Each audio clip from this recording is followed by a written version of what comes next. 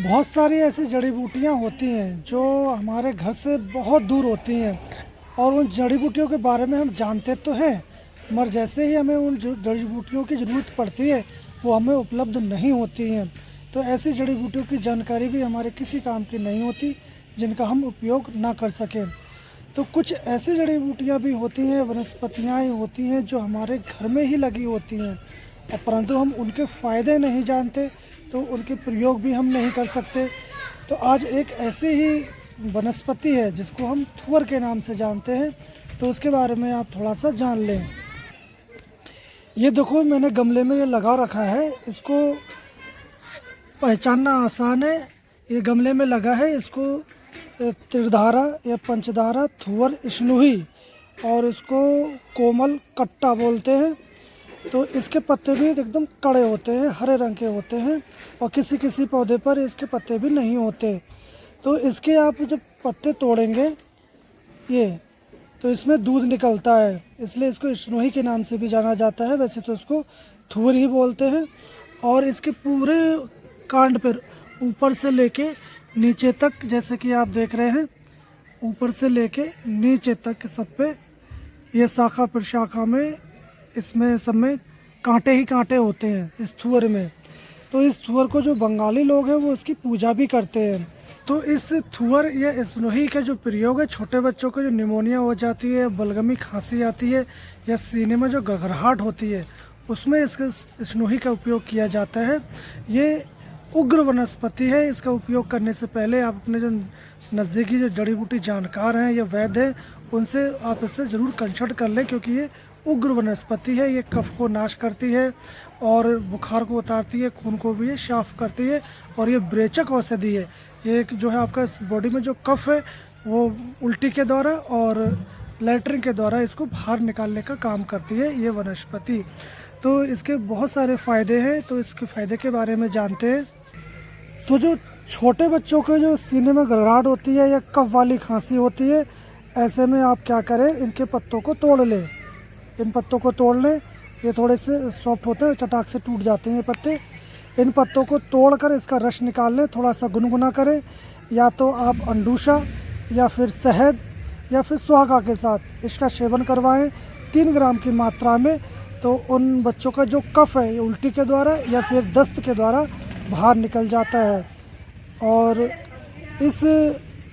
इसका जो दूध है, ये इस दूध का भी आप तेल में सिद्ध कर लें और वो तेल आप कान में टपकाते हैं तो कान का दर्द और बहरापन में भी इसका काम में लिया जाता है।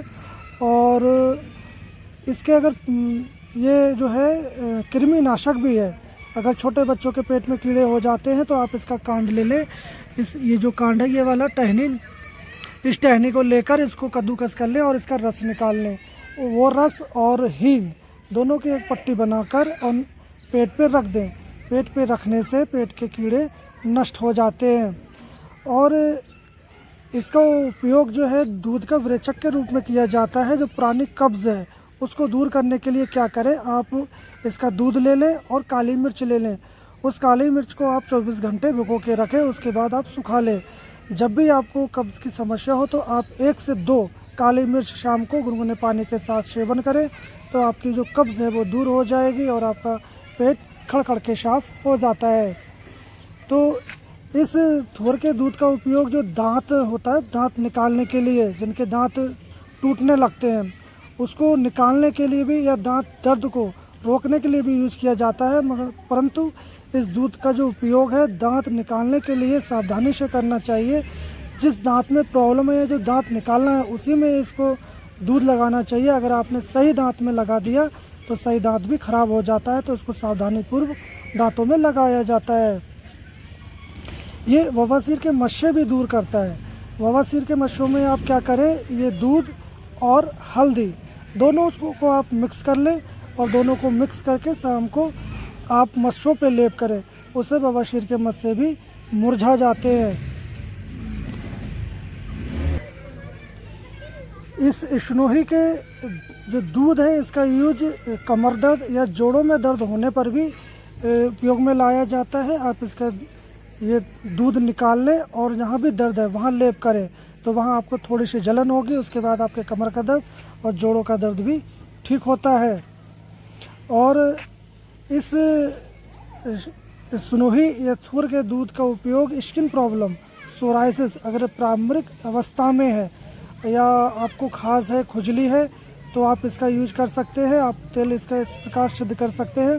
आप इसका डंठल ले लें, पत्ते ले लें, सभी ले लें और इसको कूट लें। कूटने के बाद इसका रस निकाल लें। इसका रस 250 ग्राम। तो आप सरसों का तेल आधा किलो ले लें और उसमें मंदी आंच पे पकाएं।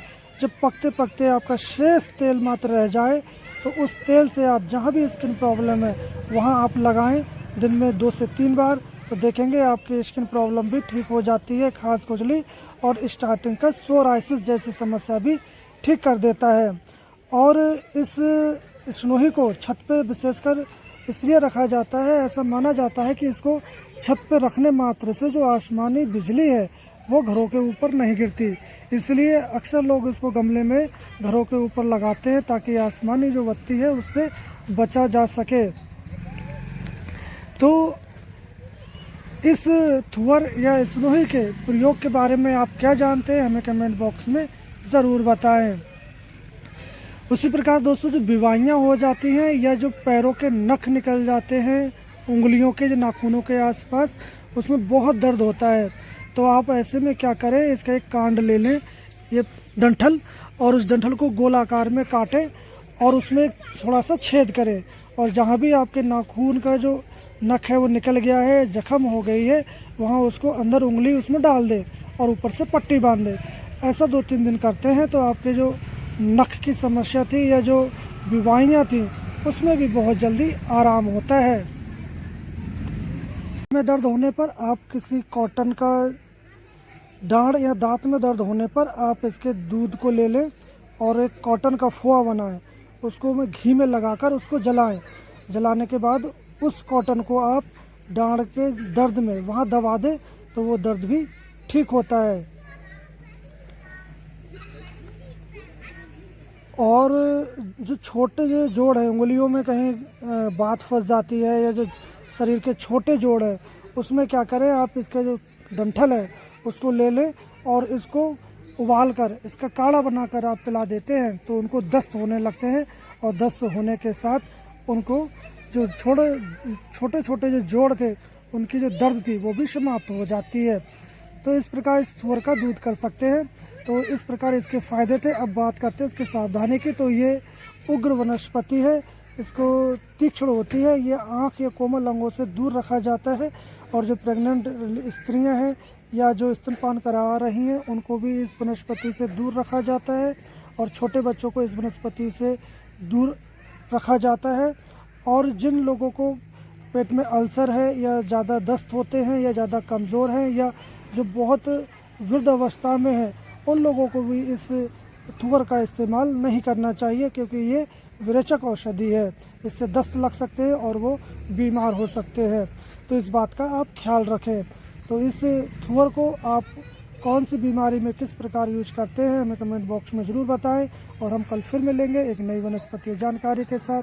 तब तक आप स्वस्थ रहें, मस्त रहें। जय हिंद।